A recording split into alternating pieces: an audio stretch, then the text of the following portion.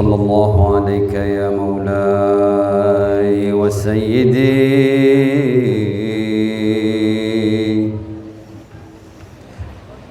يا رسول الله صلى الله عليك يا مولاي وسيدي وحبيبي يا رسول الله صلى الله عليك وعلى أهل بيتك الطيبين الطاهرين المعصومين المظلومين.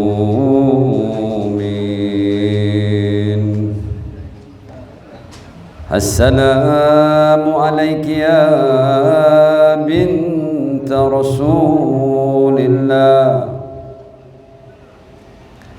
السلام عليك يا بنت نبي الله السلام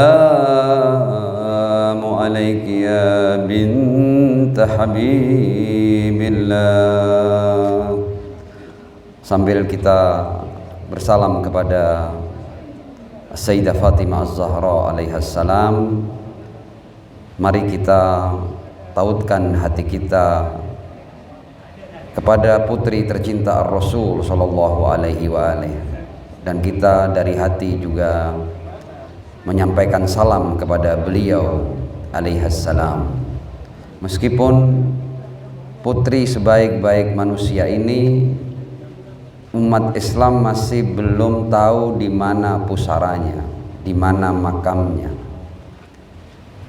Sesuatu yang luar biasa menjadi pekerjaan rumah bagi umat Islam. Kok bisa putri sebaik-baik manusia yang dalam riwayat-riwayat umat Islam disebut sebagai Sayyidatun Nisa'il Alamin dan bahkan sebagai Sayyidatun Nisa'i Ahlil Jannah, kemudian umat Muhammad sallallahu alaihi wa alihi bahkan tidak tahu di mana letak pusaranya. Tapi bagaimanapun juga beliau pasti dimakamkan di sebuah tempat, dan kita bersalam kepada tempat yang kita semua tidak mengetahuinya. Assalamu alayki ya bint Khalilillah Assalamu alayki ya bint Safiyillah Assalamu alayki ya bint Aminillah Assalamu alayki ya bint khairi khalqillah Assalamu alayki ya bint afdali anbiya'illahi wa rusulih Assalamu alayki ya bint khairil bariyah Assalamu alayki ya sayyidata nisa'il alamin minal awwalin wal akhirin wa rahmatullahi wa barakatuh. Salawat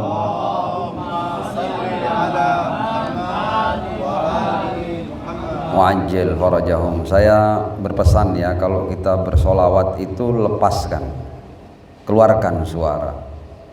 Boleh jadi nanti yang membawa kita masuk ke surga itu bukan amalan kita, yang belum tentu di sana ada keikhlasannya, tapi solawat yang benar-benar kita persembahkan untuk Ar-Rasul dan keluarga sucinya, boleh jadi itu yang akan membawa kita ke surga. Kenapa? Karena setiap kali kita bersolawat bersama Allah dan para malaikatnya. Bukankah Allah berkata di Al-Quran, innallaha wa malaikatahu yusalluna 'alan nabi. Allah dan para malaikatnya yusallun. Mereka yang mengerti bahasa Arab, fi'il mudhari itu yadullu alal istimrar, yang artinya Allah dan para malaikatnya tidak pernah berhenti bersolawat untuk sebaik-baik makhluknya Muhammad sallallahu alaihi wa alihi dan keluarga sucinya. Innallaha wa malaikatahu yusalluna 'alan nabi. Dan karena itu kemudian kita diminta untuk bersama dengan Allah dan para malaikatnya untuk bersolawat. Artinya solawat sesuatu yang sifatnya Qur'ani, punya landasan yang kuat dalam agama kita di Al-Quran. Dan karena itu setiap solawat itu berarti kita pasti bersolawat bersama Allah dan para malaikatnya. Dan untuk itu jangan pernah kita tahan-tahan suara kita untuk kita melantunkan suara yang keras dalam bersalawat kepada Ar-Rasul dan keluarga sucinya. Innallaha wa malaikatahu yusalluna 'alan nabi ya ayyuhalladzina amanu sallu alaihi wa sallimu taslima. Salawat wa ali Muhammad wa ajil farajahum. Dan nanti setiap saya minta salawat yang keras seperti ini ya, karena sholawat pasti diterima. Kenapa diterima? Karena setiap kali kita bersolawat bersama Allah dan para malaikatnya. Bismillahirrahmanirrahim. Ya Hayyu Ya Qayyum, Ya Hayyu Ya Qayyum birahmatika nastaghith fa'aghithna wala takilna ila anfusina tarfata ainin abada wa aslih lana sya'nana kullah. Alhamdulillahi rabbil alamin bari'il khalaiqi ajma'in, wassalatu wassalamu ala ashrafi wa afdali anbiya'ihi wa rusulih, habibihi wa najibihi wa safiyyihi wa khiratihi ala khalqih, Al-Mahmudil Ahmad Al-Abdil Muayyad Al-Mustafa Al-Amjad Abil Qasimil Mustafa Muhammad. Allahumma salli ala Muhammad wa ali Muhammad wa ala alihi at-tayyibin at-tahirin al-ma'sumin wa ashabihil muntajabin siyama baqiyatillahi fil aradhin ajjalallahu ta'ala farajahu syarif wa ja'alna wa jami'al mu'minin wal mu'minat wal muslimin wal muslimat min atba'ihi wa junudi amma ba'd. Hadaratis sada wal habaib wal masyayikh, para kiai, para alim, para guru, segenap hadirin dan hadirat, para pecinta Ar-Rasul, keluarga suci beliau, para sahabat-sahabat setia beliau. Aqulu lakum jami'an Assalamualaikum warahmatullahi wabarakatuh. Kita bersyukur kepada Allah Subhanahu wa taala karena kita dapat kesempatan untuk menghadiri sebuah acara yang super spesial. Umat Islam, khususnya umat Islam yang ada di bumi Nusantara tercinta Indonesia,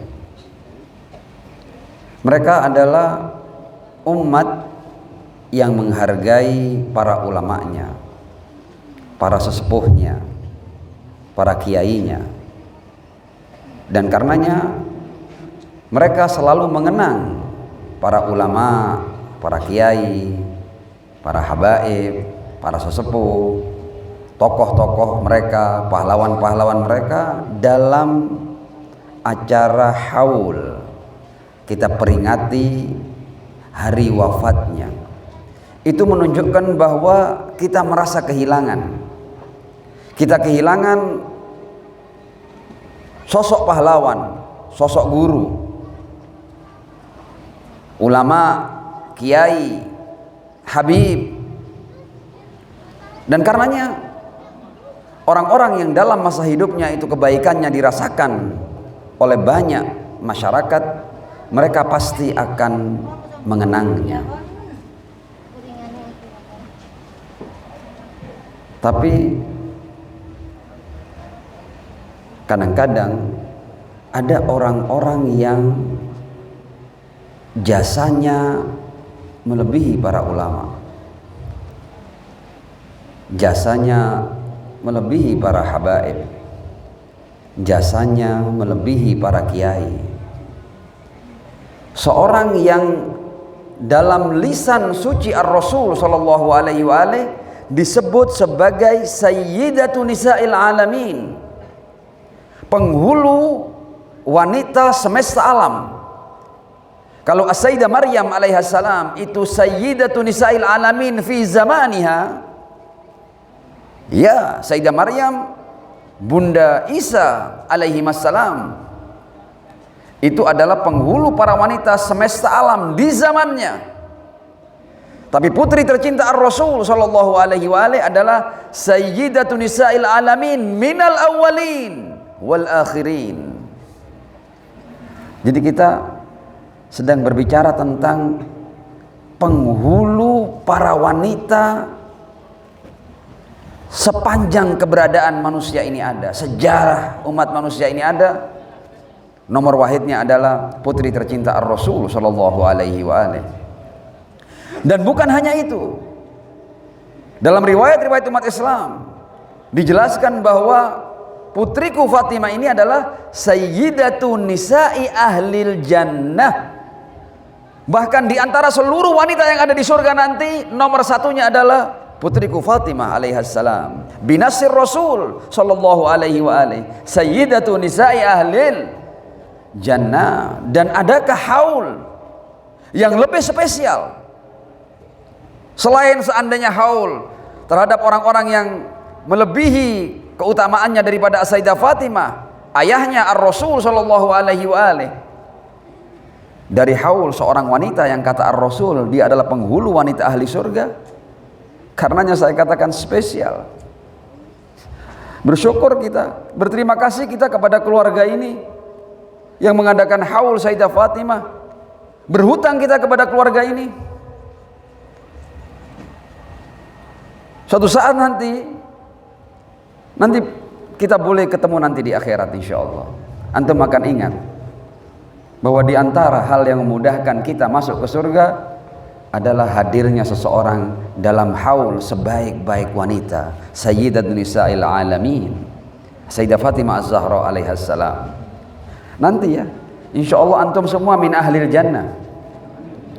Tapi di antara yang memudahkan adalah ketika kita dapat syafaat dari sebaik-baik penghulu ahli surga, Sayyidah Fatimah Az-Zahra alaihassalam. Sallu ala Muhammad wa ali Muhammad.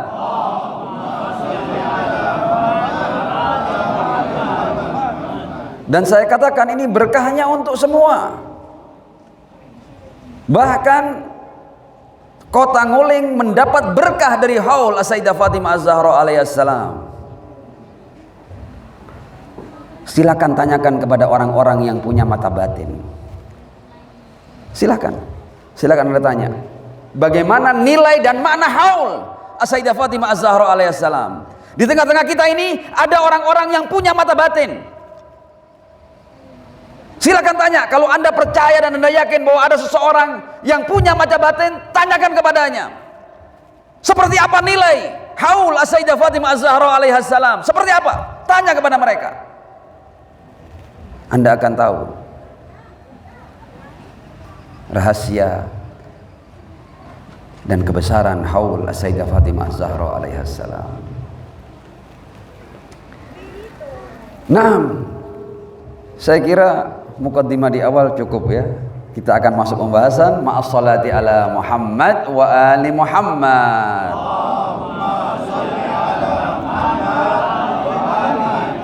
Mu'ajjil faradahu. Ada sebuah kitab yang ditulis oleh seorang allamah dari kalangan ahlus sunnah wal jamaah. Kitabnya bernama Faraidus Simtain. Nama allamah ini adalah Ibrahim ibn Muhammad bin Hamawi al-Juwaini. Beliau wafat pada tahun 722 Hijriah di paruh pertama abad ke-8 Hijriah. Siapa nama ulamanya? Al-Allamah Ibrahim ibn Muhammad bin Hamawi Al-Juwaini. Nama kitabnya apa? Faraidus Simtain. Kitab ini ditulis oleh beliau, sengaja beliau merangkum, mengumpulkan berbagai macam riwayat tentang keutamaan dan fadail ahlul bait alaihimussalam. Dan di antara riwayat yang dibawa oleh beliau dalam kitab ini, ya silakan nanti para kiai, para alim yang mau mengkaji, silakan mencari riwayat ini dalam kitab Faraid As-Simtain, ya. Adalah riwayat yang menjadi tema dalam haul kita di siang hari ini. Panitia kemarin menghubungi saya dan bertanya apa temanya. Haul Sayyidah Fatimah kita kali ini apa temanya. Saya minta waktu sejenak dan kemudian saya ingat riwayat yang ada di kitab Faraid As-Simtain. Kalau bahasa Indonesianya kan sudah jelaskan, seandainya kebaikan adalah sosok, maka dia adalah Fatimah alaihassalam. Allahu Akbar. Nanti akan saya baca teks Arabnya, ya. Seandainya, ini kata-kata Ar-Rasul sallallahu alaihi wa alihi, seorang yang wa ma yantiqu anil hawa in huwa illa wahyun yuha. Ketika Ar-Rasul hendak menjelaskan siapa putrinya Fatimah, Rasul cuma memakai satu kalimat, lau kanal husnu sahsan lakana Fatimah. Seandainya kebaikan itu bisa diwujudkan, kebaikan loh ya, seandainya kebaikan bisa diwujudkan dalam satu sosok, maka dia adalah Fatimah. Kebaikan itu akan mewujud sebagai Fatimah alaihassalam. Sallu ala Muhammad wa ali Muhammad.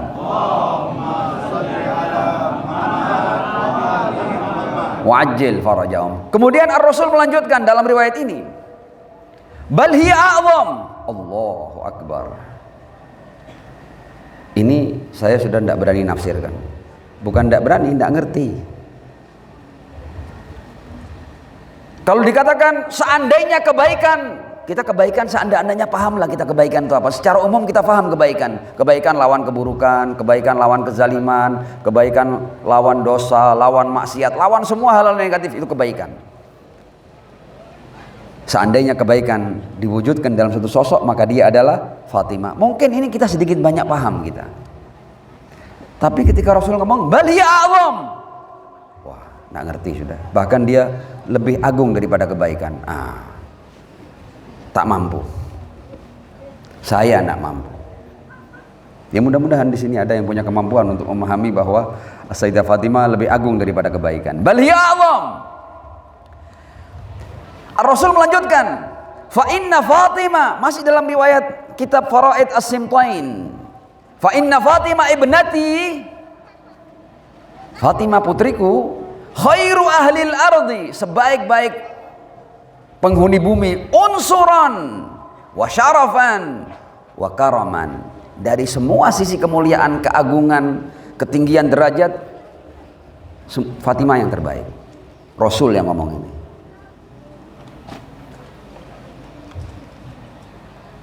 Nah, dari riwayat ini kita akan masuk dalam pembahasan yang mudah-mudahan dengan berkah Sayyidah Fatimah alaihissalam kita bisa mendapatkan sebuah ilmu dari beliau alaihissalam. Ma'as salati ala Muhammad wa ali Muhammad.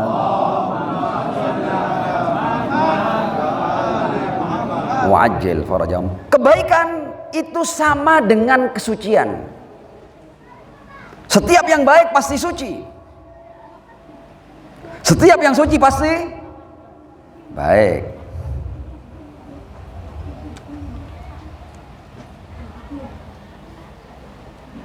Apakah Rasul ketika berbicara seandainya Fatimah, seandainya kebaikan diwujudkan dalam satu sosok maka dia adalah Fatimah, apakah Rasulullah ngasal sekedar ngomong kayak gitu? Tidak ada dasarnya. Ada dasarnya di Al-Quran.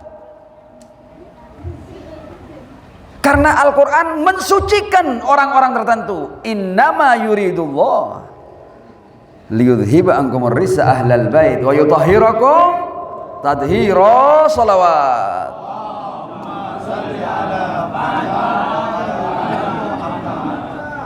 Jadi ketika ada orang-orang yang suci, maka dia sama dengan kebaikan. Maka dia adalah seluruh kebaikan karena suci. Dan ahlul bait tegas-tegas disucikan di Al-Quran.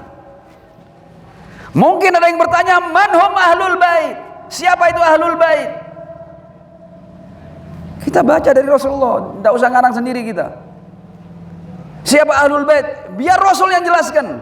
Kalau kita yang jelaskan, satu punya pendapat A, pendapat B, ini semuanya dugaan dan wallahu a'lam bishawab. Duga-duga, bukan kepastian. Tapi kalau dari Rasul kepastian, manhum ahlul bait.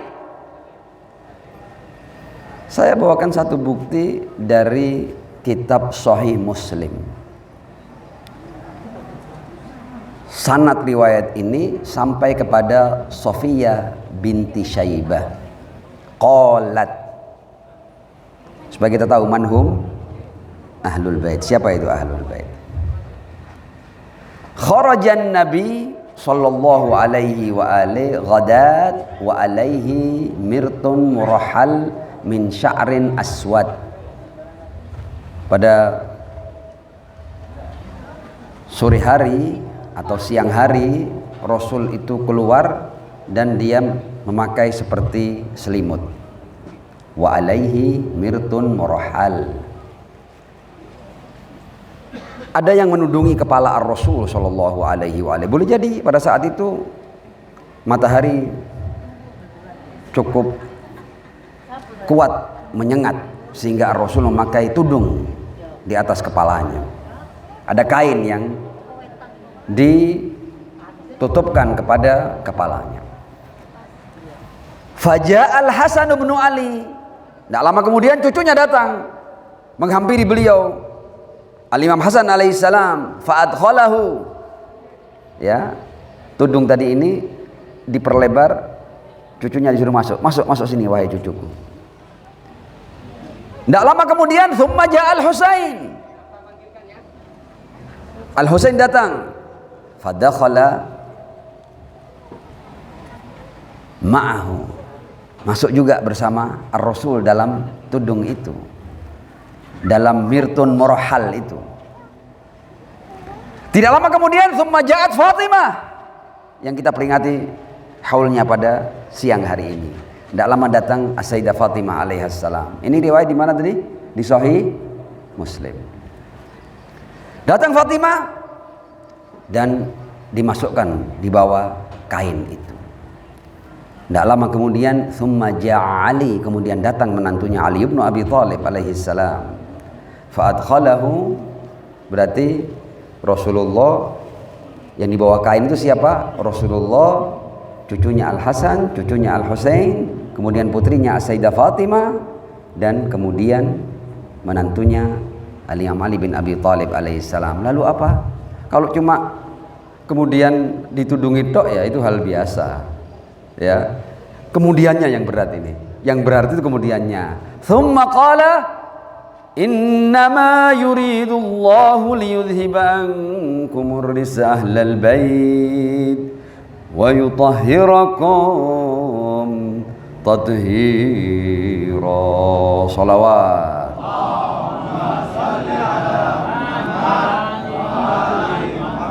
Wa'ajil farajum. Kemudian Rasul membacakan ini dan orang-orang tahu siapa yang dimaksud ahlul bait dalam ayat ini. Rasul bukan hanya cerita, memperagakan dalam bentuk sebuah drama bagaimana dia menudungi kepalanya, kemudian memasukkan cucunya Hasan, memasukkan cucunya Husain, memasukkan putrinya Fatimah, memasukkan menantunya Ali dan berkata innama yuridullah liyudhiba ankum ar-risa ahlal bait wa yutahhirakum tadhira. Jadi Anda kalau berurusan dengan Imam Hasan ini orang suci loh ya. Anda berurusan dengan Al-Husain ini orang suci loh. Ini bukan sembarang cucu, bukan cucu biasa ini. Cucu yang suci ini. Anda berurusan dengan As-Sayyidah Fatimah, dia wanita suci, binasil Quran, wa binasir Rasul sallallahu alaihi wa alihi. Anda berurusan dengan Al-Imam Ali bin Abi Thalib alaihissalam, dia juga manusia suci. Jangan main-main, jangan main-main. Berbahaya.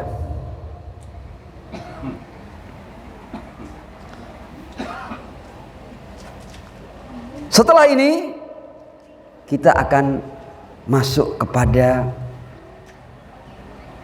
sebuah ayat dan sebuah riwayat. Ini anggap bagian pertama ya. Bagian kedua nanti insya Allah bagian ketiga. 3 cukup ya. Cukup apa enggak cukup 3?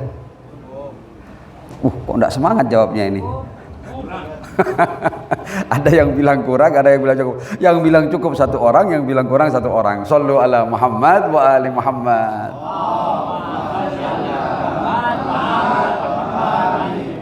Wa'ajil farajahum. Kita di di siang hari ini kita akan belajar melalui Sayyidah Fatimah tentang filosofi penciptaan manusia. Dan kita akan bawakan nas-nas dari Al-Quran. Kita akan belajar sesuatu yang besar ya. Mudah-mudahan saya diberi taufik untuk bisa menyampaikan dengan baik. Penting. Yang akan kita bahas ini penting. Dan insya Allah akan menjawab semua permasalahan. Ini dakwahan ya. Biasa penceramah itu supaya orang mengikuti ceramahnya ngomong kayak gini. Tapi nanti Anda buktikan apakah betul-betul nanti ini menjawab semua pertanyaan atau enggak, itu nanti ya. Oke. Masih semangat? Ya, 20% yang semangat. Saya baca ayatnya. A'udzu billahi minasyaitonir rajim. Bismillahirrahmanirrahim. Di mana? Al-Hujurat ayat 13. Al-Hujurat ayat 13. Ya ayyuhan nasu, wahai umat manusia, inna khalaqnakum, kami Tuhan menciptakan kalian, min dzakarin wa untha, laki-laki dan perempuan. Berarti ada enggak makhluk ketiga? Gender ini loh. Yang ada cuma laki atau perempuan ya, sudah enggak ada yang ketiga itu. Kalau ada berarti gender jadi-jadian ya. Ya ayyuhan nasu inna khalaqnakum min dzakarin wa untha waja'alnakum. Pertama, perbedaan pertama gender, ada laki ada wanita. Beda apa enggak laki dan wanita? Beda, memang. Siapa yang buat beda? Ya Tuhan. Emang pernah dulu pesan jadi laki-laki? Atau yang wanita pernah pesan jadi perempuan sebelum lahir? Tidak ada. Terima jadi kita. Kita laki itu takdir, kita perempuan itu takdir ilahi. Ya ayyuhan nasu inna khalaqnakum min dzakarin wa untha. Kemudian waj'alnakum syu'uba, dijadikan bangsa-bangsa, etnis-etnis. Ada bangsa Arab, ada bangsa Eropa, ada bangsa Cina, Jepang, ada bangsa Indonesia. Siapa yang jadikan? Pernah pesan jadi orang Jawa? Tidak pernah. Saya juga tidak pernah pesan jadi orang Arab. Tuhan itu yang buat saya menjadi orang Arab. Sebagaimana Tuhan juga yang menjadikan non-Arab. Sama. Al-Arab wal Ajam, semua Tuhan yang menciptakan.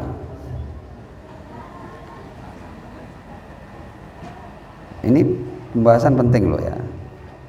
Karena kalau kita tidak paham ini, atau kita tidak, sebenarnya bukan kita tidak paham, kalau kita tidak menyadari ini, kita selamanya akan mudah menjadi permainan setan. Selamanya akan mudah kita dijadikan permainan setan.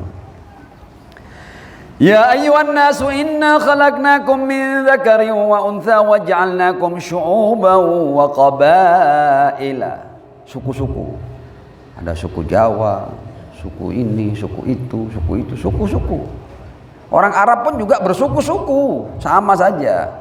Indonesia sukunya banyak. Orang Arab sukunya banyak. Eropa sukunya banyak. Di Korea sana, di Jepang sana, di Cina sana bersuku-suku. Tuhan yang buat itu.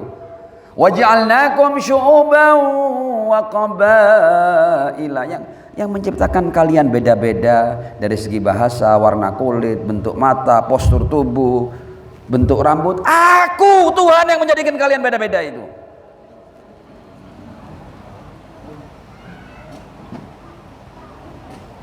Tujuannya apa kok beda-beda ya Allah? Waj'alnakum syu'uban wa qabaila lita'arafu, untuk kalian saling kenal. Nanti kita lihat ya. Jadi Tuhan ketika menciptakan, Dia yang mencipta kita ini bersuku-suku, berbangsa-bangsa. Itu punya tujuannya apa? Agar kalian saling kenal. Jadi kalian tuh kalau ketemu orang yang beda dengan kalian, itu kalian excited, seneng kalian. Lihat putihnya, lihat hitamnya, lihat rambutnya ikal, lihat rambutnya kuning, rambutnya merah.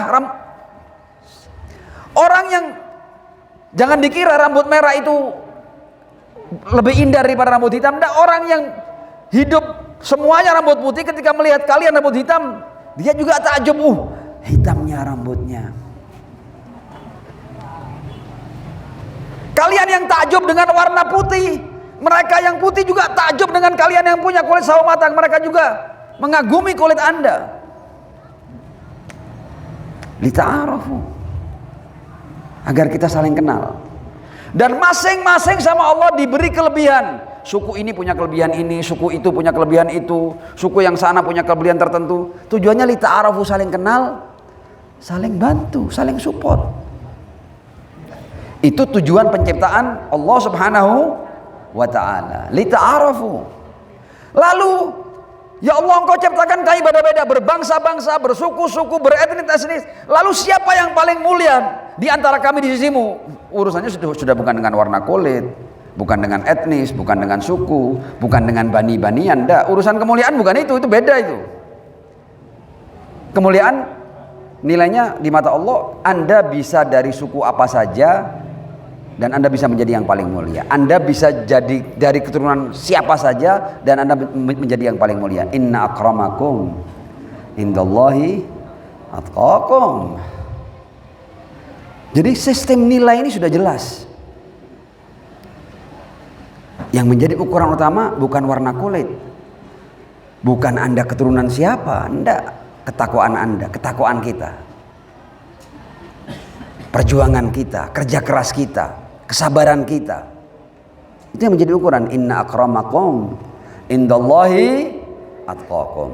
Jadi kalau kita bagi di Al-Quran, ada suara Tuhan dan ada suara setan. Tuhan menciptakan kita dan suara Tuhan berkata lita'arafu, supaya kalian saling kenal.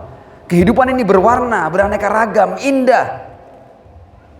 Kalian setiap datang di sebuah tempat, kalian takjub dengan masyarakatnya, dengan bahasanya, dengan warna kulitnya, dengan warna rambutnya, dengan kulturnya, dengan gaya hidupnya.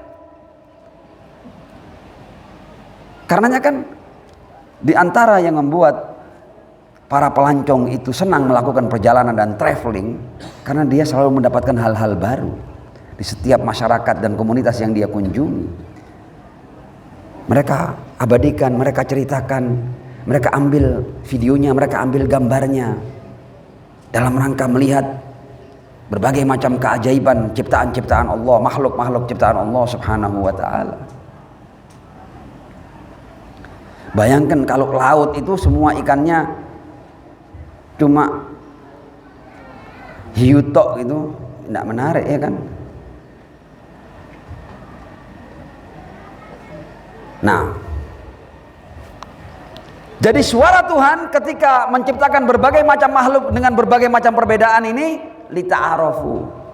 Setan sebagai lawan Tuhan, dia punya agenda lain. Karena itu sebenarnya kita kalau paham satu ayat ini, kita akan dengan mudah kita paham ini permainan setan atau kemauan Tuhan. Kita bisa tahu itu dengan mudah. Kalau Tuhan lita'arafu, kalau setan dia menjadikan perbedaan ini sebagai media untuk saling bermusuhan, litakhasamu. Jadi kalau ayat ini ya, waja'alnakum syu'uban wa qabaila, Tuhan lita'arafu. Kalau setan dia mau melawan Tuhan, litakhasamu. Dan saya akan buktikan sekarang. Ketika Tuhan menciptakan laki-laki dan wanita, setan bisa memainkan gender ini. Urusan gender ini sudah menciptakan banyak perpecahan manusia. Nanti orang lagi mengatakan dasar wanita, perempuan ancen wong lanang ya koyo ngono iku. Jadi setan bisa mainkan, ndak usah beda suku ya. Urusan laki-laki dan wanita, setan bisa memainkan itu untuk terciptanya permusuhan antara kaum laki-laki dan kaum Hawa, ya kan? Jadi setan memakai perbedaan ini. Jadi setan memanfaatkan segala macam perbedaan agar kita berselisih, agar kita bermusuhan. Apakah saya ngasal ngomong kayak gini? Tidak, ada ayatnya, semua ada di Al-Quran. Surat Al-Ma'idah ayat 91 berkata, Innama, kalau tadi kan innama yuridullah liyudhiba ankum rijsa ahlal bait wa yutahhirakum tathira. Ini juga ada innama yang lain. Jadi innama itu kan adatul hasr, artinya fokus kerja setan ya ini, sudah tidak ada yang lain. Innama yuridu syaitan. Syaitan itu kekuatan-kekuatan jahat ya. Syaitan itu bisa dari bangsa jin dan bangsa manusia. Syayatinal insi wal jin. Jadi syaitan pokoknya unsur yang menciptakan keburukan, kerusakan. Semua yang negatif dia penciptanya. Dia yang membuatnya. Dia yang meng-create-nya. Ya apa caranya supaya hamba-hamba Tuhan ini mengarah kepada keburukan, mengarah kepada permusuhan, mengarah kepada perbencian. Ada ayatnya di Al-Quran. Innama yuridu syaitanu ayyuqi'a. Fokus setan itu ya apa caranya dia pastikan menciptakan apa? Ayyuqi'a bainakumul adawata wal baghdha. Ya apa caranya kalian saling bermusuhan, saling benci. Karenanya lewat gender saja setan bisa membuat laki-laki benci kepada wanita dan wanita benci kepada laki-laki. Bisa. Lewat bangsa-bangsa, sudah berapa peperangan yang setan ciptakan hanya karena kami bangsa ini, kami bangsa itu. Dari suku sudah berapa perang-perang antar suku hanya karena ini dari suku A, itu dari suku B. Innama yuridu syaitan ayyuqi'a bainakumul adawata wal baghdha. Kita ini harus sadar bahwa ada yang kerja untuk agar kita bermusuhan. Pandai loh setan itu. Dia ciptakan permusuhan hanya karena beda bangsa, beda etnis, beda suku, beda bani, beda keturunan, beda nasab.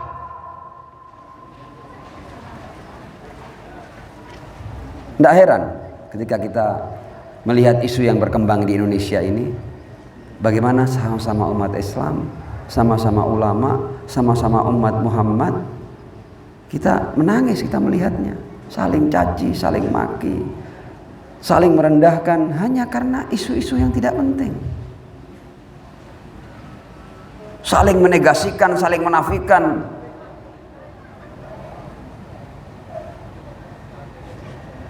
Itu permainan setan, tidak sadar kita. Dan semangat untuk berpecah ini semangat kita, padahal seharusnya kita bersemangat untuk suara Tuhan, lita'arafu, bukan litakhasamu. Kalau setan perbedaan ini dia manfaatkan, ya apa caranya dengan ini saya bisa ayyuqi'a bainakumul adawata wal baghdha. Nah,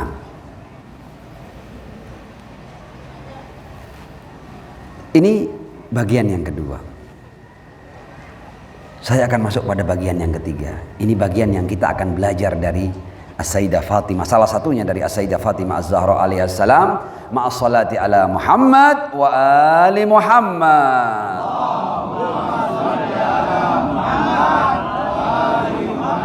Wa'ajil farajahum.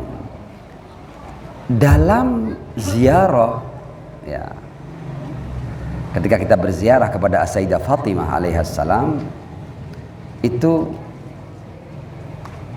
boleh jadi nanti sengaja saya baca ziarahnya, nanti saya katakan bahwa ziarah ini adalah filosofi penciptaan di Al-Quran. Allahu Akbar. Dalam ziarah yang kita riwayatkan dari para imam suci Ahlul Bait alaihimussalam tentang ziarah kepada As-Sayyidah Fatimah alaihissalam, itu saya tidak akan bacakan semua teks ziarahnya, agak panjang, tapi di bagian ini saja yang hendak saya bahas ini. Kita dalam berziarah diajarkan untuk ketika bersalam kepada As-Sayyidah Fatimah, diantaranya kita diminta untuk berdialog seperti ini dengan Sayyidah Fatimah dalam ziarah kita. Ya mumtahana, ya mumtahana, wahai wanita yang diuji. Ya mumtahana, imtahanakillahilladzi khalaqaki qabla ayyahluqaki. Allah Subhanahu wa taala telah menguji engkau wahai Fatimah. Allah yang menciptakan kamu telah menguji engkau sebelum Ia menciptakan kamu. Hal-hal yang sulit tidak akan kita bahas di sini karena itu perlu majelis-majelis yang panjang. Yang penting adalah bahwa Sayyidah Fatimah ini sebagai seorang wanita, dan bukan sembarang wanita ya, yang tadi sudah kita paham ya, Sayyidatun Nisa'il Alamin, kemudian Sayyidatun Nisa'i Ahlil Jannah. Ternyata yang menjadikan beliau itu luar biasa adalah karena beliau itu diuji dan beliau lulus ujian. Ya mumtahana, imtahanakillahilladzi khalaqaki qabla ayyahluqaki fawajadaki limamtahanaki sabirah. Allah menemukan kamu wahai Fatimah dalam ujian-ujian yang Allah berikan kepadamu. Allah menemukan kamu orang yang sabar dalam ujian.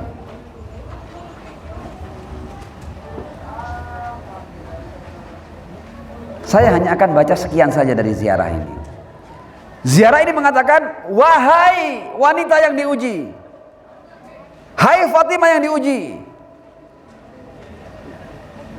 Allah yang menciptakan kamu telah mengujimu sebelum Dia menciptakan kamu, dan Allah tahu berdasarkan ilmunya yang tidak terikat oleh ruang dan waktu Allah SWT, Allah paham bahwa kamu lulus dalam ujian ini. Allahu Akbar.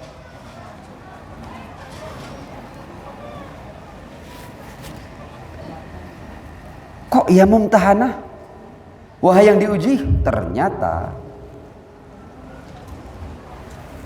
kalau kita kembali kepada Al-Quran, ternyata filosofi kehidupan di dunia ini adalah ujian, bukan yang lainnya.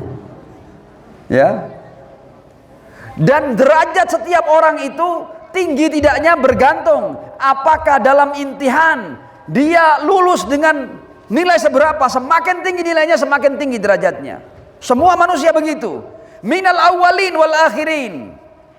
Jadi kita dicipta di dunia ini tidak untuk yang lain-lain, untuk diuji.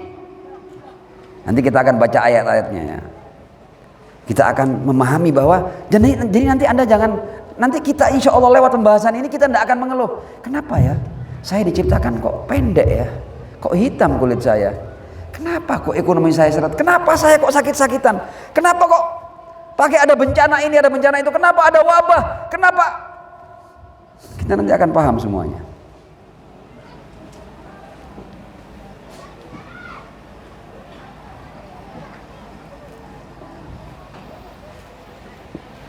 Fakta dan realita di dunia ini yang tidak bisa kita pungkiri adalah pertarungan antara kebaikan dan keburukan. Selalu ada yang baik, ada yang buruk. Dan kita semua ini dengan akal kita paham apa yang harus kita pilih, apakah yang baik atau yang buruk. Semua kita mengatakan yang baik. Dunia ini juga selalu ada pertarungan antara kebenaran dan kebatilan. Kita juga sudah tahu jawabannya, tidak perlu ngaji lama-lama. Antara hak dan batil, mana yang kita pilih? Pastilah yang benar. Ya. Pertarungan antara keadilan dan kezaliman, ini bagian daripada ujian. Artinya ujian kita itu ketika kita dihadapkan pada kebaikan dan keburukan, bagaimana kita tetap istiqomah dalam kebaikan. Ketika kita dihadapkan pada kebenaran dan kebatilan, bagaimana kita tetap dalam kebenaran. Ketika kita dihadapkan dalam pertarungan antara keadilan dan kezaliman, kita tahu di mana kita harus berada. Siapa yang harus kita dukung. Semuanya ini ujian, dan ujian bagi siapa? Bagi semua kita. Dan ujian bagi kita itu sesuai dengan level kita masing-masing. Semua kita diuji dalam pertarungan antara kebaikan dan keburukan, keadilan dan kezaliman, kebatilan dan kebenaran. Shallu ala Muhammad wa ali Muhammad.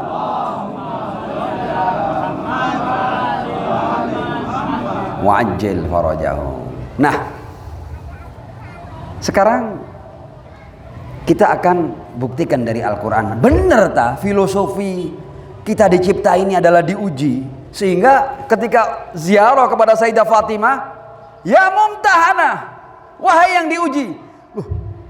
Berarti memang manusia diciptakan ini untuk diuji. Apakah benar ini? Yang membuat Sayyidah Fatimah menjadi Sayyidatun Nisa'il Alamin dan Sayyidatun Nisa'i Ahlil Jannah adalah karena fawajadaki limamtahanaki sabira. Karena kamu lulus ujian, makanya kamu menjadi segala-galanya, menjadi yang paling top.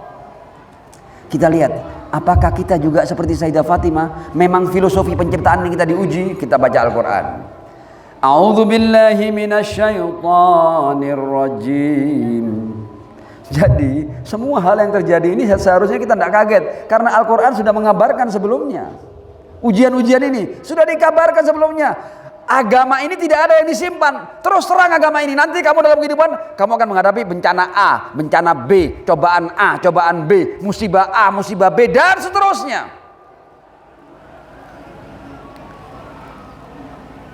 Dalam surat Al-Mulk, ya, surat Tabarok, yang sebagian besar kita insya Allah menghafalnya karena memang ahli tahlil, ya kan, di tahlil bisa dibaca surat Al-Mulk itu kan.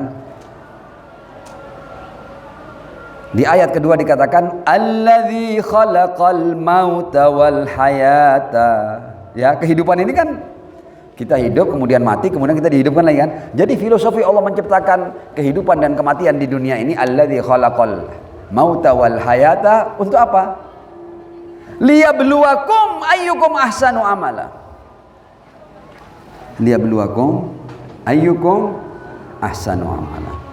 Untuk menguji kita, siapa di antara kita yang paling baik amalnya, yang bisa memaksimalkan kebaikan diri.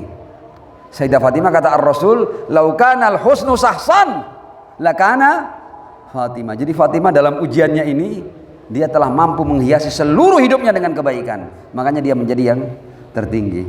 Sesuai ayat Al-Quran, alladzi khalaqal mauta wal hayata liyabluwakum ayyukum. Jadi tujuannya Tuhan ini ingin lihat mana hambaku dalam berbagai macam ujian yang aku berikan ini, dia tetap sabar, tetap baik, tetap istiqomah, selalu bersama kebenaran, selalu bersama kebaikan, selalu bersama keadilan. Siapa hambaku yang begitu? Siapa yang konsisten begitu? Tujuannya itu, tidak ada yang lain. Nanti kita akan bahas lebih jauh sedikit, tetap dalam durasi waktu yang tidak panjang, tapi ayat-ayat ini harus kita baca supaya nanti ketika kita melakukan perenungan kita ketemu filosofinya, maknanya. Alladzi khalaqal mauta wal hayata liyabluwakum ayyukum ahsanu amala. Oke. Di surat lain Allah sudah ngomong, Al-Baqarah ya 155, wala nabluwannakum bisyai'im minal khaufi wal ju'. Jadi kalau sekarang kita melihat di Palestina, rakyat ketakutan, bayi-bayi terbunuh, ibu-ibu menjerit, rumah-rumah hancur, terjadi kelaparan. Kita tidak kaget. Ini bisa terjadi. Karena Allah sudah ngomong di Al-Quran. Walanabluwannakum. Ini jauh-jauh hari Allah sudah ngomong di Al-Quran. Walanabluwannakum. Dan pasti kami akan menguji kalian minal khaufi, dari ketakutan. Ketika perang semuanya takut, mencekam. Karena ada pesawat tempur yang setiap saat menyemburkan roket-roketnya ke berbagai titik di Palestina. Takut, minal khauf wal ju', dan kemudian terjadi kelaparan. Sekarang terjadi kelaparan. Bahwa di antara ujian adalah ujian kelaparan itu, iya, sudah Tuhan omongkan di Al-Qur'an. Wala nabluwannakum bisyai'in minal khubuth wa naqsin minal amwal, dan hilangnya harta. Yo, ketika terjadi perang hilang, terjadi bencana atau apa, hilang harta. Wal anfus, dan kehilangan jiwa, ada jiwa-jiwa yang mati, sudah dikabarkan oleh Allah. Nanti di antara kalian ketika dalam ujian tertentu kalian akan kehilangan nyawa, kehilangan jiwa, habis itu jiwa-jiwa. Jadi bukan belum dikabarkan, sudah dikabarkan. Wathamarat, tapi kemudian apa? Wabasyiris sabirin. Nanti, dan berilah kabar gembira kepada orang-orang yang sabar. Fawajadaki limamtahanaki sabirah, ziarah tadi, ya mumtahana imtahanakillah alladzi khalaqaki qabla ayyahluqaki fawajadaki limamtahanaki sabirah. Ayatnya wala nabluwannakum bisyai'in minal khawfi wal ju'i wa naqsim minal amwali wal anfusi wath thamarat wa basyiris sabirin. Jadi kita ini sama Al-Quran sudah disiapkan bahwa nanti kamu, hai hambaku, masing-masing kita itu akan menghadapi berbagai macam ujian. Kadang orang dengan ujian sedikit saja sudah ya habis, sudah tidak sabar dia, sudah bedal dia. Dikasih sedikit tidak punya harta, sudah siap-siap untuk garong, sudah siap-siap untuk nyuri, tidak sabar. Yang sabar, in ahsantum ahsantum li anfusikum wa in asatum fala. Ini dunia ini milik Tuhan. Jadi Anda mau tidak sabar silahkan, tapi nanti Anda tanggung risikonya. Anda mau sabar, silahkan, Anda akan mendapatkan imbalannya. Ini sudah sesuatu yang kita tidak bisa keluar dari hukum Tuhan. Tapi kita harus tahu ini. Sebentar, ayat lain yang akan saya baca ini akan mengagetkan kita semua. Apakah ketika ada ujian yang beruntun, ada musibah, kemudian terjadi perang, seakan-akan tidak ada yang bantu kita? Loh, kok semuanya diam? Seperti yang terjadi di Gaza sekarang ini. Genosida berlangsung sudah 2 tahun dan sampai sekarang masih berlangsung. Sementara seperti yang dikatakan oleh wakil dari keluarga tadi itu, Habib Sodek, bahwa dunia diam, dunia Islam diam, tidak bisa ngapa-ngapain. Rakyat Palestina itu menjerit, siapa yang nolong kami? Di mana orang-orang Arab? Di mana Islam? Di mana umat manusia? Kami lapar, kami haus, kami diblokade. Apakah ini kali pertama yang terjadi? Tidak. Ujian ketika datang di Al-Quran dikatakan bahkan dalam ujian-ujian tertentu sampai Rasulnya bingung. Sampai Rasulnya bingung. Kita baca ayatnya ya. Al-Baqarah 214. Jadi yang dikira apakah kita sekarang kan bingung kan? Di mana pertolongan Allah? Di mana Engkau ya Allah? Dan banyak orang yang kemudian karena tidak sabar kemudian dia sudah tidak percaya kepada Tuhan. Omong kosong Tuhan. Lihat, Tuhan biarkan hamba-hambanya digenosida di Gaza 2 tahun dan dia tidak berbuat apa-apa. Kadang-kadang orang bisa kehilangan keimanannya dari sebuah peristiwa yang memang menuntut kesabaran. Kita lihat di Al-Quran. Al-Baqarah 214. Am hasibtum an tadkhulul jannah. Apakah kalian mengira kamu akan masuk surga? Nanti di bagian akhir surga itu sedikit akan saya spill nanti. Am hasibtum an tadkhulul jannah. Apakah kalian mengira akan masuk surga gampang begitu saja? Walamma ya'tikum mathalul ladzina khalau min qablikum, dan kalian belum diuji seperti ujian-ujian generasi-generasi sebelum kamu. Kamu mau hidup tidak pakai ujian? Oh, tidak bisa. Al-Quran ini ya. Am hasibtum an tadkhulul jannata walamma ya'tikum mathalul ladzina khalau min qablikum. Apa yang terjadi kepada generasi sebelumnya? Massadhumul ba'sa wad-dharra. Mereka dihadapkan pada situasi-situasi yang sulit, yang pelik, yang repot, krisis. Wa zulzilu, dan mereka diguncang. Rakyat Gaza sekarang diguncang. Bahkan mereka bangun tenda sebentar, diroket, blem, tergoncang semuanya, hilang. Dalam satu kali bom itu 100 orang, 70 orang, 50 orang, bayi, wanita, anak-anak diguncang. Dunia juga terguncang melihat ini, kita juga terguncang melihat ini. Kita kemudian baru saya mendengar di Sudan ada sekelompok, ini sama-sama, ini sudah bukan ini sama-sama orang Sudannya, hanya karena perbedaan ini dan itu kepentingan, kemudian sekelompok melakukan genosida, pembantaian 2000 orang dalam 24 jam, dihilangkan nyawanya. Terguncang kita dengan peristiwa seperti ini. Sebelumnya kita melihat ada gerakan ISIS di Suriah, terguncang kita melihat kepala-kepala dipisahkan dari tubuhnya. Am hasibtum an tadkhulul jannata walamma ya'tikum mathalul ladzina khalau min qablikum massathumul ba'sa wad-dharra wa zulzilu. Dan ketika mereka diguncang dengan ujian demi ujian yang dahsyat dan semakin dahsyat, apa yang terjadi? Hatta yaqular rasulu walladzina amanu ma'ahu. Sampai-sampai rasulnya di zaman itu ketika mendapatkan guncangan kayak gini ya.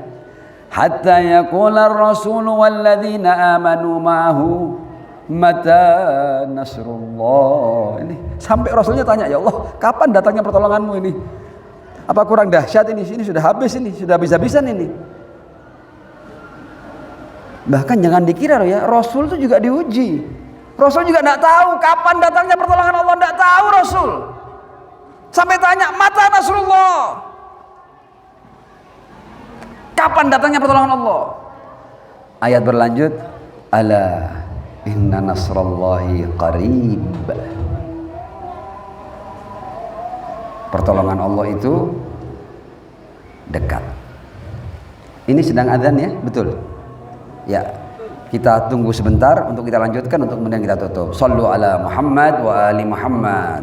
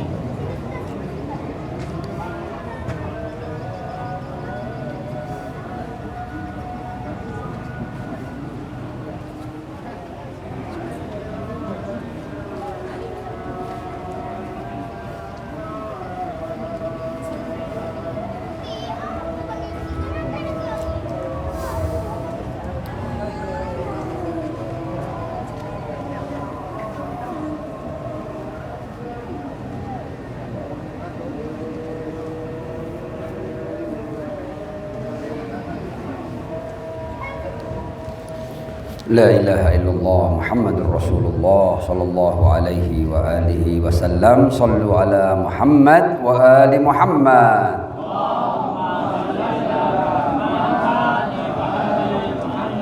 Muajjil farajahum. Saya akan tambah sekitar 5 atau 10 menit untuk kemudian kita tutup karena waktu zuhur sudah masuk. supaya pembahasan kita sampai pada titik dan kesimpulan, dan supaya kita sadar bahwa dalam ujian ini yang rugi hanya yang tidak sabar. Yang sabar dia akan beruntung dan berbahagia. Saya kasih contoh dalam sejarah. As-Sayyidah Fatimah ini hidup 18 tahun, seluruh kehidupannya ujian. Bahkan kalau kita kemudian orang-orang yang sampai tadi ditudungi oleh Rasul dan dianggap sebagai orang yang suci, ini orang-orang yang ujiannya besar-besar. Putra Fatimah yang bernama Al-Husain bin Ali bin Abi Thalib alaihissalam itu dibantai di padang Karbala. Saya tidak akan cerita Karbala panjang lebar, saya akan cerita satu momen yang di sini kita akan belajar bahwa sebagaimana As-Sayyidah Fatimah sabar, putranya juga sabar dalam menghadapi ujian. Dalam satu momen di padang Karbala itu, ketika sahabat-sahabat Al-Husain sudah terbantai semuanya, sudah terpisah kepala dari tubuhnya, keluarga Al-Husain juga semuanya sudah terbantai. Di tenda hanya ada para wanita, anak-anak, putri-putri kecil, Al-Husain, dan tinggal satu anak bayinya, Abdullah Ar-Radhi Ali Al-Asghar. Jadi jangan dikira ya, orang yang suci, yang dekat dengan Rasul kemudian hidupnya enak. Enggak, justru semakin tinggi derajat seseorang semakin besar ujiannya. Dan kalau kita mau belajar nanti, siapa di dunia ini manusia yang paling dahsyat ujiannya dan bencananya, adalah sebaik-baik manusia Ar-Rasul Muhammad bin Abdullah sallallahu alaihi wa alihi. Itu sudah rumusan langit, itu sudah. Ya. Cucu Rasul ini yang kita sering baca, marhaban jaddal Husaini, marhaban marhaban. Rasul kan sosok yang mulia kan. Ada yang lebih mulia dari Rasul? Tidak ada. Tapi Al-Husain sedemikian besarnya sampai-sampai Rasul itu pantas disebut dengan ini kakeknya Al-Husain, menunjukkan bahwa Al-Husain adalah sosok yang besar. Man huwa jaddul Husain, kakeknya Al-Husain. Dan kita baca itu dalam marhabanan kita, marhaban jaddal. Anda tahu di mana kebesaran Al-Husain? Ini salah satu contohnya, satu momen dari kebesaran putra Fatimah alaihi wassalam. Ketika semua sudah terbantai di padang Karbala, hanya tinggal wanita, dan mereka sudah mulai membakar tenda-tenda keluarga Al-Husain bin Ali bin Abi Thalib alaihissalam. Al-Husain punya bayi yang namanya Ali Al-Asghar, masih menyusu. Dia bawa ke tengah-tengah pasukannya Ubaidillah ibn Ziyad, dan dikatakan, kalian akankah mendapatkan ancaman dari bayiku ini? Bayiku ini tidak bisa ngapa-ngapain, masih nyusu ini. Kalau kalian memang mau membunuh kami dan tidak memberikan air kepada kami, karena ketika itu air sudah ditutup, jadi Al-Husain bukan hanya mati terasing, mati kehausan. Bayangkan cucu Rasul ini, sebaik-baik manusia itu matinya lidahnya lebih kering daripada ranting-ranting kering di padang Karbala. Silakan baca sejarah. Ujian ini. Apakah terus protes? Enggak. Kita lihat ini belajarnya ini. Dalam kitab-kitab maqatil dikatakan inda idzin. Nah, jadi Imam Husain mengangkat bayinya ini dan berkata, berikan dia air. Aku tidak usah kalian beri air, tetap kalian perangi aku, bunuh aku tidak apa-apa nanti, tapi ini tidak ada dosanya, ini kecil ini, berikan air ini. Bayi itu diangkat oleh Al-Husain, dan ketika itu Umar bin Sa'ad memerintahkan salah satu pemanah jitu dari pasukannya yang bernama Harmalah itu, silakan baca sejarah, dan kemudian disuruh membedek tepat di kerongkongan bayi mungil Al-Husain bin Ali bin Abi Thalib, anak panah bercabang 3. Silakan baca sejarah ini ya. Ini sejarah, tidak ada Sunni, tidak ada Syiah, sejarah umat Islam ini ada semuanya. Dilesatkan anak panah itu dan tepat mengenai leher mungil bayi Al-Husain yang bernama Ali Al-Asghar. Jangankan leher bayi, jangankan anak panah bercabang 3, satu anak panah saja kalau menancap di leher kita ini jebol.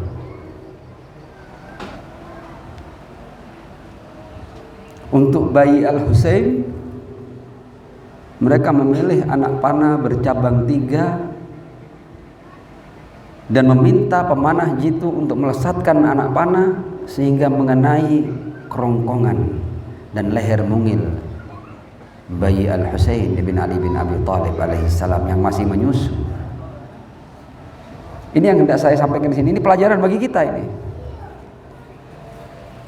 Dan tentulah bayi yang sudah berhari-hari menjerit kehausan itu,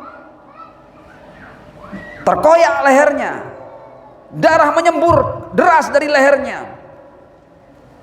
Sejarah mencatat apa yang dilakukan oleh Al-Husain. Al-Husain sempat terhenyak. Ya Allah, ternyata mereka juga tidak bisa berbelas kasih kepada bayi yang berusia 6 bulan ini. Sejarah mencatat inda idzin wada Al-Husain alaihi salam yadahu tahta nahrir radi hatta tala'ad dama. Imam Husain hanya bisa menadahi darah yang mengucur dari leher bayinya. Ditadahi oleh Al-Husain. Warama biha nahwas sama, dan kemudian darah ini dilemparkan ke arah langit oleh Al-Husain bin Ali bin Abi Thalib alaihissalam. Yang hendak saya sampaikan adalah pelajarannya doanya beliau ini. Allahumma la yakun alaika ahwan min fasili naqati salih. Ya Allah, tentu anakku ini bukan tidak lebih berharga daripada anak untanya Soleh alaihi salam. Pastilah bayiku lebih berharga daripada anak untanya Soleh. Ya. Pelajarannya di sini. Beliau berkata apa? Haunun alayya. Apakah itu peristiwa yang dahsyat? Dahsyat. Apakah tragis? Tragis. Tapi kenapa Al-Husain tenang? Kenapa dia tentram? Dia berkata, haunun alayya ma nazala bi annahu bi'ainillah. Mudah ya Allah aku lewati kejadian yang tragis ini, super tragis ini. Apa yang buat dia tenang? Karena semua ini terjadi dalam pengawasanmu, dalam pantauanmu. Engkau tahu apa yang terjadi ya Allah. Dan engkau tahu seberapa besar ujian yang kau berikan padaku. Aku tetap bersabar dan meminta kepadamu. Ridham bi qada'ik wa tasliman li amrik la ma'budu siwa ya ghiyathal mustaghithin. Karena kehidupan dunia ini bukan segala-galanya. Ini sudah bagian akhir. Dan karena itu kita melihat rakyat Palestina itu luar biasa. Meskipun sudah digenosida selama 2 tahun ini, rumah-rumah mereka hancur, bayi-bayi mereka terbantai begitu rupa, mereka menunjukkan kesabaran yang luar biasa. Hasbunallah wa ni'mal wakil, ni'mal maula wa ni'man nasir. Kesabaran rakyat Gaza ini bahkan membuat orang-orang di barat sana juga berdecak kagum. Mereka melihat ini orang-orang ini apa agamanya, seperti apa ketuhanannya, kenapa mereka setelah mendapatkan ujian yang sedemikian dahsyat mereka tetap bersabar dan berkata hasbunallah wa ni'mal wakil. Bukan hal yang sederhana ini. Sebagai penutup, saya akan bawakan satu kisah ini supaya kita tahu. Jadi kita itu jangan menilai keadilan Allah hanya dalam waktu singkat dunia ini. Jangan. Ya. Ini sudah terakhir ini. Shallu ala Muhammad wa ali Muhammad.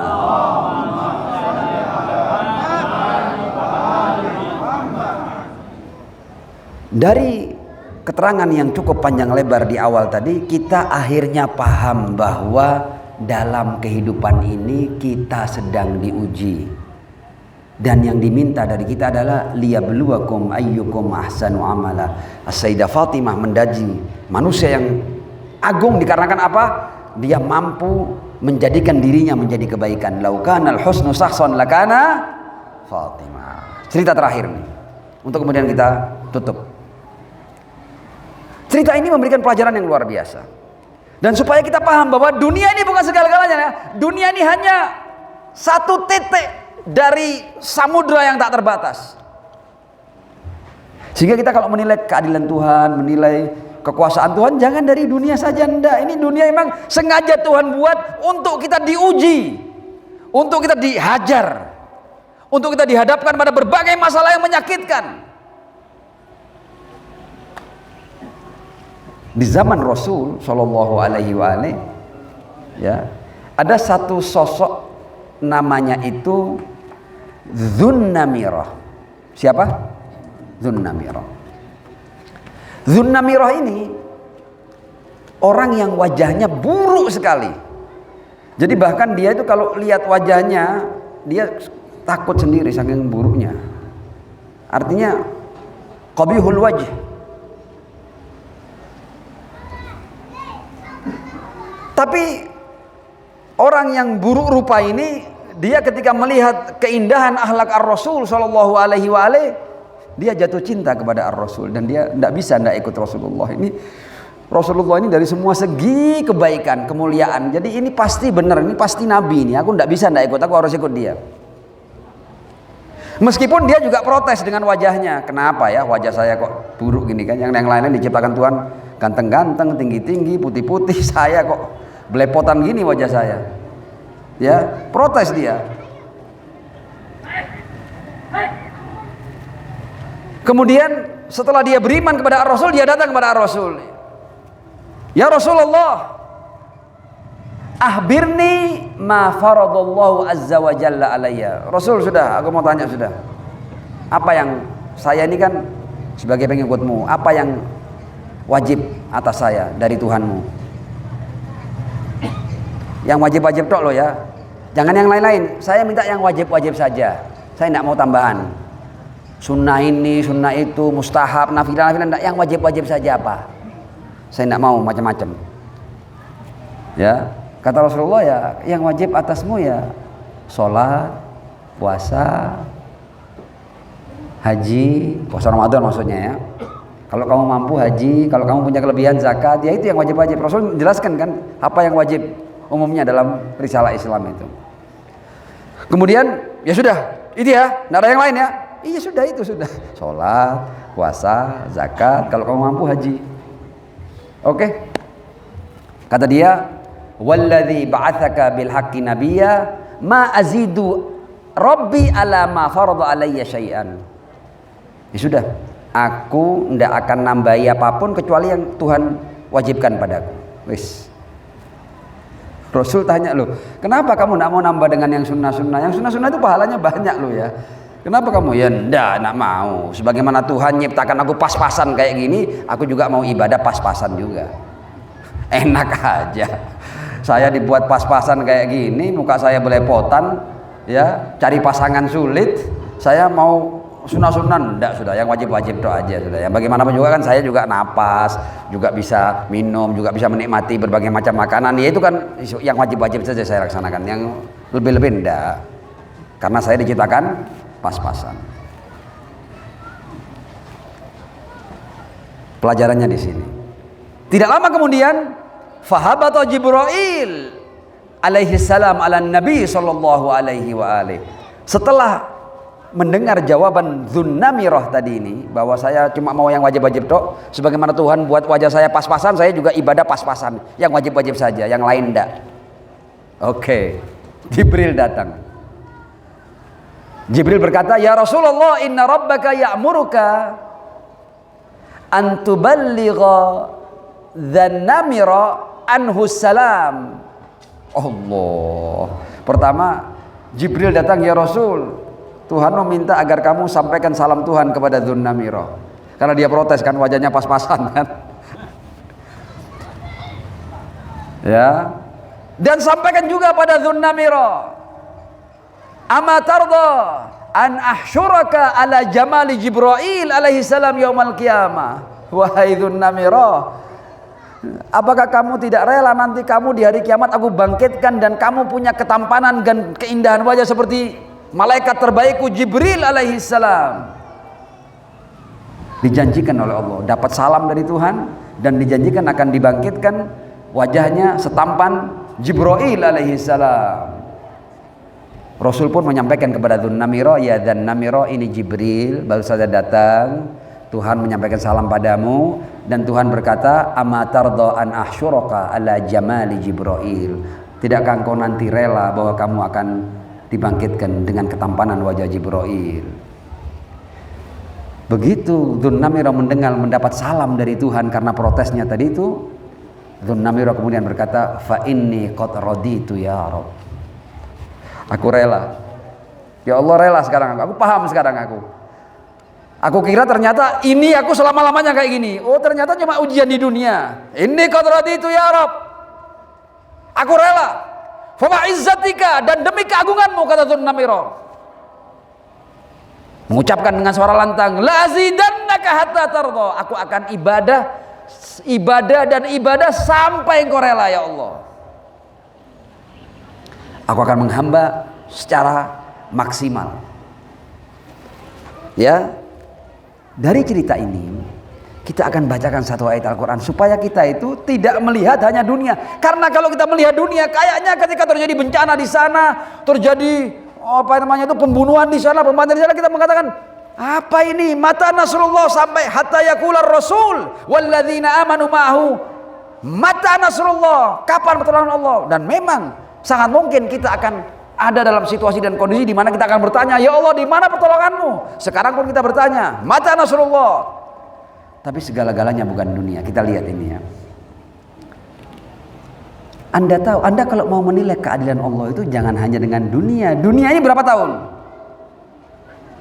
Ada yang usianya 100 tahun sekarang? Kalau ada silakan angkat tangan.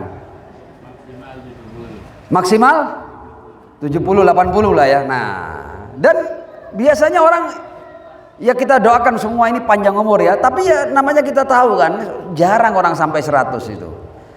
Ya. Artinya pastilah seseorang akan berakhir dengan yang namanya kematian. 100 tahun. Sudahlah, kita anggap ada orang umurnya 150 tahun. Oke ya, 150 tahun. Anda kalau menilai Tuhan jangan hanya dengan 150 tahun ini, waktu yang pendek ini. Kita baca Al-Quran. Tarujul, surat Al-Ma'arij ya, ayat 4. Tarujul malaikatu warruhu ilaihi fi yaumin kana miqdaruhu khamsina alfasanah. Di akhirat nanti, kehidupan kita di akhirat, kita ini akan lanjut loh ya. Di akhirat itu satu harinya 50.000 tahun sini. Satu hari di akhirat 50.000 tahun. Anda akan dihidupkan oleh Allah yang satu harinya 50.000 tahun. Jadi Anda akan mendapatkan kebahagiaan yang abadi. Anda jangan protes dengan cuma 100 tahun di sini. Apalagi di sini masih enak kan, makan ndak telat, minum ndak telat, tidur enak, guyon-guyon. Ya adalah kadang-kadang sakit, kadang-kadang meriang. Tapi kenikmatannya ndak bisa dibandingkan dengan ujian-ujian. Tapi bagaimanapun juga ujian yang kita terima di dunia ini hanya satu titik dari samudera kehidupan kita nanti. Fi yaumin kana miqdaruhu khamsina alfasanah. Anda setelah mati Anda akan mengarungi keabadian yang satu harinya 50.000 tahun hitungan dunia. Fi yaumin kana miqdaruhu khamsina alfasanah. Dan karena itu Imam Husain ketika mendapatkan ujian seperti ini, anaknya dikoyak dengan anak panah bercabang 3. Haunun alayya. Dikira berakhir, aku ini punya Tuhan yang kalau dia nanti berkata sesuatu, dia cukup kun fayakun untuk mengembalikan ini semua dan untuk membuat kita hidup abadi. Cukup dengan kun fayakun, Tuhanku itu akan kembali semuanya. Ini masa ujian. Kita sabar apa enggak? Semuanya akan kembali dan lebih indah kembalinya. Dan karena itu kita bisa melihat As-Sayyidah Zainab ketika melihat anak-anaknya kepalanya terpisah dari tubuhnya, saudaranya Abdullah bin Abbas kedua tangannya itu terpisah dari tubuhnya, ma ra'aitu illa jamila. Ini adalah kesabaran dalam ujian. Aku tidak melihat keindahan karena di sananya nanti satu harinya 50.000 tahun. Sebagai penutup, lewat As-Sayyidah Az-Zahra alaihassalam yang dalam ziarah dibaca ya mumtahana, kita harus sadar bahwa memang dalam kehidupan dunia ini kita diuji antara kebaikan dan keburukan, kita pilih mana, diuji antara kebenaran dan kebatilan, kita pilih mana, diuji antara keadilan dan kezaliman, kita pilih mana. Dan dalam semua hal yang baik dan buruk kita selalu diuji dan kita harus selalu memilih kebaikan. Dan kalau kita sabar di jalan kebaikan, di jalan keadilan, di jalan kebenaran, maka kita akan mendapatkan kebahagiaan abadi yang tidak bisa dibandingkan dengan berbagai macam musibah dan ujian di dunia yang sebentar.